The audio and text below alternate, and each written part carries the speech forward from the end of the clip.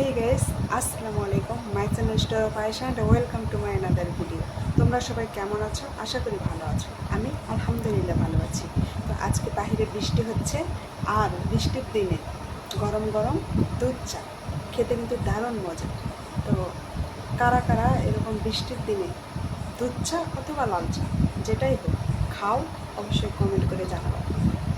বৃষ্টির দিনে লাল চা অথবা দুধ চা যেটাই হোক খেতে কিন্তু দারুণ মজা। তা আবার সাথে যদি থাকে মুড়ি, তাহলে তো ওয়াও, জমে যাবে। চলো তোমাদের সাথে সেটাই শেয়ার করবো, বৃষ্টির দিনে চা খাওয়ার মজা। বৃষ্টির দিনে দুটো জিনিস বেশি পছন্দ, একটা হচ্ছে চা আর একটা হচ্ছে খিচুড়ি। তো যেহেতু রাতে বৃষ্টি, সেহেতু চাই বেস্ট। আর যদি সকালবেলা বৃষ্টি হয় তাহলে খিচুড়ি বেস্ট। আমি আসলে চা খোর না, তবে চা খেতে ভালোবাসি।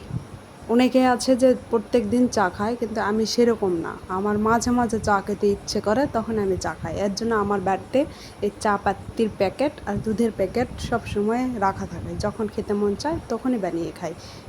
তবে চা আমার একটু দিয়ে হয় না, এর জন্য আমি একটু বেশি করে নিয়েছি, যেন শরবতের মতো করে খেতে পারি। আসলে চা লাভার, কিন্তু চা খোর না। চা লাভার আর চা খোরের মধ্যে পার্থক্য আছে।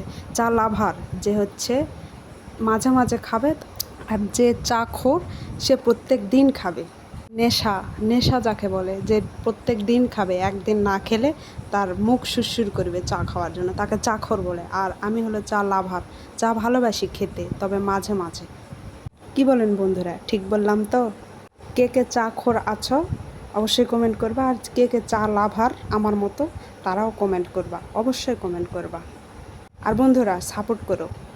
তো দেখো বাইরে বৃষ্টির আওয়াজ, আর আমি এখানে চা খাচ্ছি গরম গরম। কিন্তু বাইরে অন্ধকার, তার জন্য তোমাদের বৃষ্টির ভিউটা দেখাতে পারলাম না। আমার চায়ের চমক দেখে বুঝতে পারছো কত মজা খেতে। মিষ্টি বেশি দিয়ে একদম শরবতের মতো লাগছে।